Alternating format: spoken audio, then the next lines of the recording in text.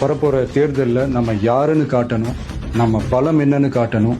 தமிழ்நாடே அந்த வாக்குச்சாவடி முன்னாடி திரண்டு நிக்கணும்.